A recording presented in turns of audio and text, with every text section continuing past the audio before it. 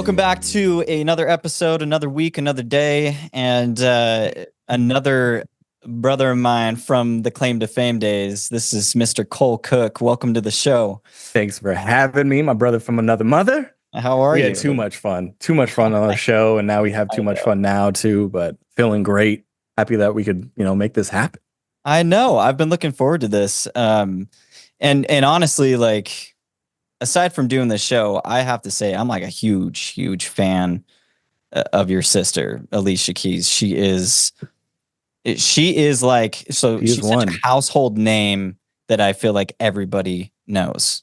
It's hard to not know her out there. I think that was my problem probably at the show, is like everybody knew who Alicia Keys was. Yeah. Like I had no shot in that. Like seeing that keyboard on there on the wall, I'm like, that's a dead giveaway. Empire State Building and the diary, music notes. So I thought about this, and I don't know if you probably came back and thought about how you might have done it differently if you were on the show again. Yeah. If I came back on the show, I would have started it with actually doing my brother-in-law, or my brother-in-love is what I call him. Oh yeah. I would have done Swiss instead. Okay. That's actually a good strategy on your part, for sure. Would have been completely different. Nobody would have thought Rough Riders. They would have saw like DMX. They would have done all these things. Yep. But I don't think they would have got me as soon as they did. Well, I guess it wasn't super fair at some points because yeah, I'm like, Shane knew me at a point, so it kind of would have been screwed either way. But yeah, I don't know, man. Like, it's true. It probably would have bought you a little bit more time. And here's the thing: like, I would have considered too on my end doing my Aunt Marie, because like a woman would have thrown things off just a little bit. But I decided to do my uncle. I'm like, why did I don't even know. Anyway, there's a lot of things we could have changed, but regardless, I think you had great airtime, and also to just praise your sister like that. I'm sure it was just a great opportunity for you, and we had a lot of fun. But so first things first, I just want to cover our bases. And can you explain kind of your relation with your sister and growing up, where you grew up? Give us just a high level view of your childhood. Okay, high level view of this was Alicia and I are half siblings, which nowadays I feel like a lot of people are anyway. So that's blood. So I grew up in Colorado. She grew up in New York. I would come and stay with my grandparents every summer. So I would see her once a year pretty much, maybe twice if I was lucky growing up, until I was old enough to start traveling when she would go on tour. So that's when we really started to spend more time together. But ever since the very beginning, she's always wanted me in her life. And she sent a letter to my dad to let him know that, I want my brother in my life. And she pretty much at a young age, I mean, we're talking 10 years apart, at 10, 11, was like, I want him in my life. And ever since then, we've always had love for each other. That's cool. So you actually saw firsthand a lot of the rising generation of Alicia Keys, because how old was she when she got her first record deal? 17? But I mean, she was probably doing a lot more before then too. Give us a little timeline though of her success and like what you saw growing up. So, I mean, I'm jumping into that. I think the first moment, I think this is a fun thing to say, is like the first moment that I saw my sister being someone was I was sitting on my couch in Longmont, Colorado. Dad's in the kitchen cooking, and she popped up on TV. And I was like, Dad, don't I know her? Because again, she's all dolled up. It's like slightly different than what I'm normally seeing her as. And he's like, yeah, that's your sister. And I started freaking out. I'm fanboying. I'm calling my friends. I'm like calling 3 of my best friends, like, hey, my sister's on TV. Losing my mind. So really, that's where that started. I've always been a fan and will always be a fan. It started when I was like, 6, 7, when she was on that. And that's when I started seeing her out more. Then she did Oprah, and then it was just started. And then she was everywhere. Wow. And and she escalated really fast. I mean, because she's a concert pianist. Yes. And she is a true musician through and through. I mean, just real quick, she came to Utah, was it last year? and you were kind enough to get us tickets, so we came to the show and got to see you. But that was my first time seeing her Live ever?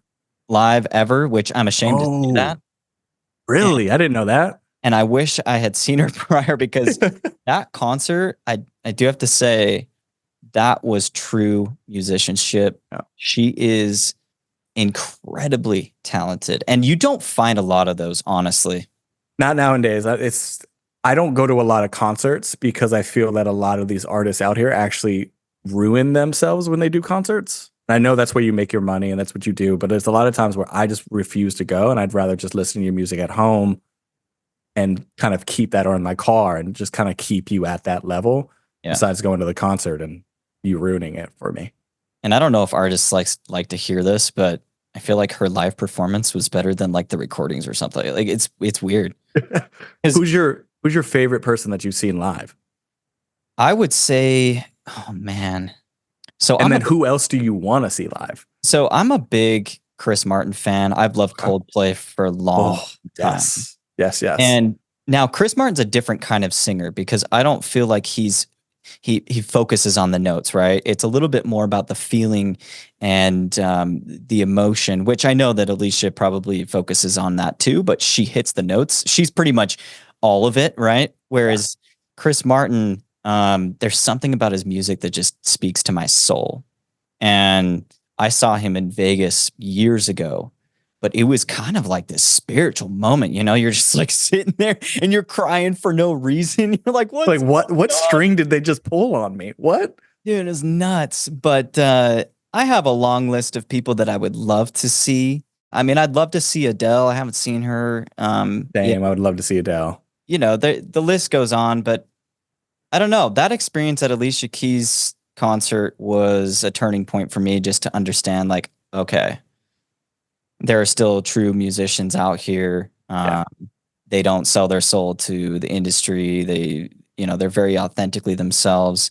And for you seeing that growing up, I'm sure that struck a chord with you. Did you ever have interest in doing music yourself?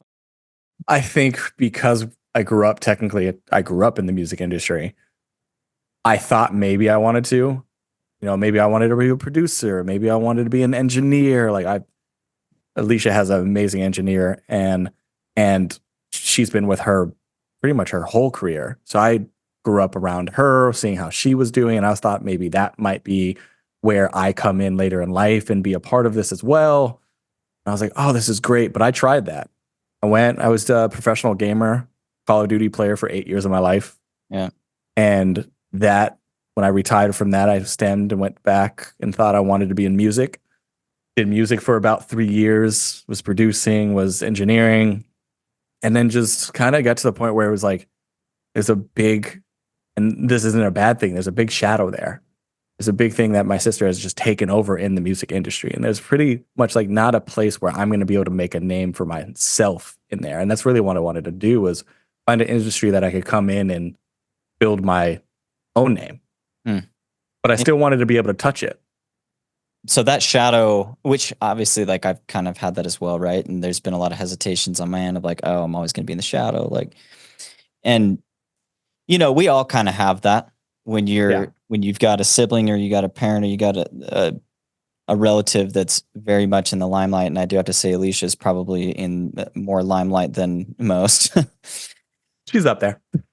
But did you get that reaction from other people? Like, well, dude, like, you're always going to be the brother of, like, I don't know if you should, because she's already, No, nobody ever kind of put me in that place of like trying to, oh, you can't do that. Everybody was actually pretty like very uplifting. Like, what do you want to do? If you love it, go do it. So they're like, oh, you want to learn music? Come learn music. Come sit down in the engineering. You want to produce? Go learn with this person to produce. Like, they were very uplifting. And I've always had great, for my sister, for my brother, for my family, they've always been very uplifting. Now, your brother-in-law, Swiss, I'm sure you found a lot of opportunity to produce through him, right? Did you help him in any projects? Because he's got a list, dude. He's got a list. That man has a list that I didn't even know was a part of his list. My brother-in-law has crazy tracks out there. I didn't either. And I was after I'd gotten to know you, I was just doing a little deep dive on Alicia, and then I'm like, oh yeah, she's married to Swiss Beats, and oh wait a minute, that's like a DMX Oh lineup my right gosh. there. I mean, DMX, but outside of DMX, he's worked with everybody in the industry. Everybody. Yeah. And I mean, like, there's been times that I've been sitting in the car, I was like, oh, that beat's fire. And he's like, yeah, I made it. And I'm like, wait, you did that one? And I jammed to it when I was like 16, 12? He's like, Oh yeah, yeah. Like, he's been doing this for a long time and he has bangers out there. he does. He does. I mean, that's got to be cool to have him there with you. He's probably a great mentor for you as well, I'm sure. I was just watching his latest show on Hulu, the Drive. Drive. Yeah, Drive with Swiss with his son. With the son Nas. That had me dying. Those two together, straight comedy. Oh, it's hilarious. And it's a great concept. I think it's cool to see like culturally how the car scene is affected by different cultures and scenes. And anyway, that's kind of how Rough Riders began, right? In New York. Like that's the whole basis of that song, really. I mean, that's a whole nother family, the Rough Riders. It started from, motorcycles and ATVs and just kind of running that in New York, and it built into this culture that everybody followed and backed. And DMX and him doing the Rough Riders anthem, when that song comes on, like everybody just goes in. Oh, dude, I know. Like when you hear that, it takes you there. It does. I'm like so far away from like that. I'm in my little Utah, but but you knew it. But I knew it. But you knew it. It's so ingrained in hip hop. And anyway, no, I think that's interesting. So you, as your career, like where did things take you? Oh yeah. So again, started with Call of Duty out of while I was in high school. So 16, 17, I was a professional Call of Duty player. Traveled the world for that, and then finished and retired 23, 24. Went into music for a couple years. Was living in New York with the fam. Was watching my nephews grow up. And gosh, I mean, music I thought was a thing, and then had to take a step back. Wanted to find my space. Went back to school for digital cinematography. Finished that, and then I started my company Timeless Eye right after I graduated. Like 3 days after, started that, and then my first job was through Swiss, and it was with Bacardi, and he was doing a thing called No Commissions, and it was pretty much this event that he would be giving back to the artist. Artists would come sell the art, and all the commissions would go back to the artist. But while doing it, he was putting on this massive party, bringing out artists to, celebrate them, celebrate the artist. And I was it was me and this other guy, Art. We came in and we did our whole thing where we were building his social media at that point for those events. And my gosh, we did 3-4 days with no sleep and turning around edits. But it started a relationship with Bacardi, and that got me into the liquor brands, and then that pushed me over into commercials, and then music videos, and then documentaries, and now we've been going for the last 8 years. Right now, I'm Alicia's on top of Timeless Eye. I'm Alicia's executive creative director across, her and her brands. So I'll come in and work with the Hennessy's, the Key Soul Cares, Native Instruments. So all those brands that come in, Mercedes, will help kind of build out the campaigns with them. They have stuff that they need to get done. We'll help kind of produce it. They might produce it. We just oversee it. So it kind of allows me to kind of stretch my arms across a bunch of other brands, which I normally probably wouldn't have touched right away, which makes it interesting and fun. But that's what Alicia and I are doing currently. I don't think a lot of people understand, what it takes to be an artist, because it's not just the music. Like, no, there's so much more happening behind the scenes, and I'm sure your plate is so full. She seems like she's freaking busy all the time, but like everybody on her team, well, like what does her team look like then? Like how big is that team? The whole thing is like there's teams for the teams. So it's like she has Hell's Kitchen, her Broadway play on out in New York right now, and that has its own team that we have to be a part of and oversee. And then you have Keys Soul Care, which is her skincare line that also has its own team that we have to be a part and oversee because all of these all come back. Mercedes, Hennessy, they all stem back to who Alicia is because it's her partnerships, it's her brands, her voice. So it still has to feel like her and across all these brands. So we have to make sure our team's about 5 to 7 people core, and then you have hundreds of people that all are in different places. Yeah. I mean, it's a massive business that you've got to, I mean, you're probably managing a lot of people. That's got to be part of the day to day, right? Yeah. That's the day to day is making sure, we're happy with this digital campaign. We're happy with these social posts. This concert you're about to do is coming up. What's the plan behind that? Do we have the right lighting? Do we have the right photographers, the videographers? Do we have all those details come into place that we have to be thinking about? So yeah, a lot of touch points. Yeah, I want to touch on Hell's Kitchen here in a second because there's a lot to talk about there. But first things first is coming on as almost a partner of her business or somebody that's running the day to day. Has that caused any? I wouldn't say friction, but look, you're working with your sister, Yep. right? Does it get hard sometimes? Does it kind of get in the way of just being a brother? I think Alicia and I have this like great relationship with each other where we've always been upfront. We've always had each other's backs. I think anytime with business, no matter what, you kind of still run into rifts with family just because no matter what, at the end of the day, we're still family. Like, even if I don't work for you anymore, we're still family. So we're going to get through it. But there was a point where like I worked with her actually 6 years ago for about a year and change.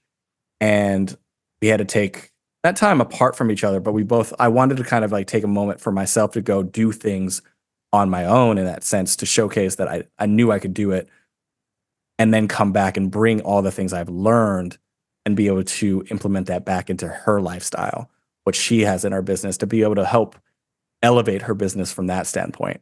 Yeah. So that was 6 years ago, took some time off. We'd always do like projects here and there together, photo shoots, music videos, but I wasn't on her team like I am today. And we've been doing it for the last 10 months and it's been a blast. But I think it does come with like, you see things one way, they see some things the other way, and you try to find that place in the middle, but sometimes it doesn't happen. And again, it is her business, so she kind of wins on the other side. Yeah. So, you do kind of have to say, "All right, y'all, it's your way, it's your thing, it's your way. If you really want it that way, we're gonna make it that way." But I think we should do it this way. You have to, and we find that balance, and we know how to communicate with each other, and we've always had that open line of communication. So. Yeah, as a brother and sister relationship, you kind of have to problem solve and find the result. You can't just like leave something untouched. You have to figure it out for sure. So I applaud you, working with your sister. I as much as I'd love to work with my brothers, I only have brothers. It's probably best we don't. So I want to say that back to you. It's like, but you grew up with your brothers. So you guys had that probably younger age where you were bickering and fighting and stealing things from each other and all those things. Oh yeah, all the time. I mean, that's just how it goes. We were all living under the same roof, and when you get that much testosterone going on in a house, my mom can't help the situation. No, so she kind of has to let it happen. Yeah, when I'm breaking some other, brother's massive Lego, there's going to be a fight that breaks out, and that's certainly what happened. But you know what? We all figured it out, and we're all happy. But looking at my dad and the Osmond family, I'm sure. Well, I know there's been plenty of times where times get rough and tough. Yeah. It's a family business, and that's what you're in right now. It's a family business. You got to problem solve and figure it out. So Hell's Kitchen, that was kind of now, has Alicia been into Broadway and musicals her whole life? Pretty much. I mean, you got to think about it. Her mom was in theater. That's why she was in New York. Like her mom's been in theater her whole life. So Alicia was raised going to like plays and auditions all the time. Yeah. So technically, yeah, she was in theater. She did it at a young age as well. Like she performed in some musicals herself growing up. Yeah. Correct. Yeah. It's kind of cool. Just to kind of get people up to speed if they don't know about this. Alicia released a new musical that is out right now. It kind of follows her life, but it sounds like I was actually listening to another podcast with her in it, and it sounds like she didn't really want it to be directly tied to her life. It was almost painted a picture of what it's like to grow up in Hell's Kitchen, which is correct me if I'm wrong, but it's kind of a subsidized housing for musicians and artists, and right? So Hell's Kitchen is trying to get the exact streets, but it's like 42nd to it's in that range. And then the place that she lived at was Manhattan Plaza, and Manhattan Plaza was the spot that was actually for artists and everybody in that space to, not all the artists were doing great back then. So they wanted to give a place where they could still live in New York, but pay less as long as you were actually doing an art. Gotcha. So that's where they lived. Yeah, yeah. And she grew. Did you ever experience that at a young age? Did you go check that out, or were you always going to your grandparents? And I didn't ever really go down to Manhattan Plaza. They always came up. Our grandparents lived out in Long Island, so she would come out there and see us. But I was always a city boy. I loved going into the city, but I never would go see her in the city. My grandparents would take me in. So. Well, it sounds. I have yet to see the show, but I've heard a lot of great things about it. Hell's Kitchen at the Schubert, nonstop. We're gonna go for the next 30, 40 years. Oh yeah, we gotta get you in there. So how long is it running for? I mean, is it over the course of the next year or so, or what? Well, right now, yes, we have it in for, I think it's the next 9 months that we're selling tickets for currently. And then as long as it continues to keep selling, we stay in. So our hope is, and what's going to happen is it's going to just keep selling. People are going to keep wanting to come see it. And it never leaves the Schubert. Well, it won't, because I heard it won some Tonys. It's got 2 Tonys. Malia J. Moon was the youngest. She is 21. She just turned, and she's literally just starting her career. She was literally about to leave theater, and she got this job. She got this gig. And then you had the complete opposite, Keisha, where she came in. She's been in the industry for a long time, long time. And she thought she would never actually get an award. She never thought she would actually get her flowers, and she received her flowers on this one. So we had Best Supporting and Best Main Actress. Dude, that's so cool. That's amazing. And got nominated for a lot of other ones too. Oh, right? We were nominated for Best Musical. I think we had 13 nominations. Wow. That's incredible. Yeah, no, for sure this show is going to be there for a long time. Guarantee it. Don't think it's going anywhere. But I do need to get out. We should go out there and see it together. I've just heard tell me when. A lot of great things about it, and I heard some of the music too. It's incredible. It sounds like some of Alicia's earlier music that she never released or something that she's put into it, right? So there's 2 new songs in there, but then there's a lot of the old songs. Obviously, you want to pay tribute, and that's why people are coming to see. But you think you're going and you're going to hear all the music that you think you know, but Alicia and Adam Blackstone changed up the music so much that it's like when I listen to it, it's still completely new to me, which is also a fun experience. You go in, you get it, and how they tee up the songs and how they get you there. It's so much fun. Yeah. So I highly recommend everybody. Like, yes, you might think you know the music, but it's a completely different experience. If you love the music, go check it out. Let me know what you think. It's kind of funny because I heard that Swiss is kind of musicals is not his thing. Not his thing. Not even close. You can't get him to go to musicals. Really? You can't get him to sit down. Is he just like tapping his foot the whole time? Just like, or is he just zonked? He's probably zonked.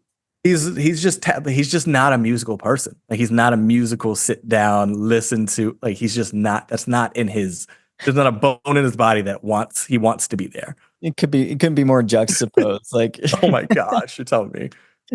no, you So have to be the type of person to really sit down and watch musicals. I personally do love them because I grew up, seeing my dad do them. But like, yeah.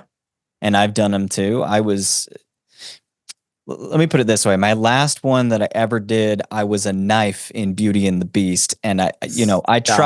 I tried to be Gaston, but they looked at me and they're like, you'd be better in silver. Let's put this big old knife on your head. So it was like the most humiliating experience of my life. And I'm like, Do we have photos? dude, I'm going to dig it up. Please I am dig that gonna up. dig it up. That needs to be digged. That thing. Maybe I won't dig it up. I don't want to. No. This is mandatory. This is coming. This is coming with it has to be there. I need to see it. We're gonna leave musicals to Alicia. I'm gonna go watch her. Yeah. I don't know. We might be able to find a knife for you. Maybe, but that was my last experience. But anyway, I do love musicals. I've seen a lot over there. Wicked's incredible. I saw Wicked, and my dad was actually in Beauty and the Beast a few years back, quite a bit back. And we spent Christmas out there in New York and saw that. It's magical. It's so magical. I do highly recommend people going during that time. I went and saw a good friend of mine is Jordan Fisher, and I went and saw him when he was in Dear Evan Hansen. Oh yeah. And that was unbelievable. So again, there's just something about going and seeing Broadway in New York City. Yeah. There's something so special to it. So yeah. Do you miss being in New York? I don't, because I'm always back and forth. I'm in Dallas now. I moved to Dallas just because it allows me to be East Coast, West Coast so easily. So I'm home probably 2 weeks out of the month, and then I'm gone the other 2 weeks. You're traveling a lot. Are you still going on tour with her? Because you were on tour with Alicia last year. You were doing some production for her on that tour, right? We were doing some productions, obviously working on documentaries and other things, and making sure that we're filming stuff correctly to be ready for things to come. So we do, when I'm on that, I'll do some of the productions. It depends on what's going on. Do we want to be telling different stories? What do we want to be telling? Is there a special guest that's coming out that we want to make sure we're capturing? So it allows me to kind of like hop on and help tell those stories when we're together. I'm sure too she likes having you out on tour with her. It also makes it fun when we're siblings and we can just like banter and hang out and play, her and I love playing double solitaire together and board games. We're a board game family, and card games. So that's fun. It's fun.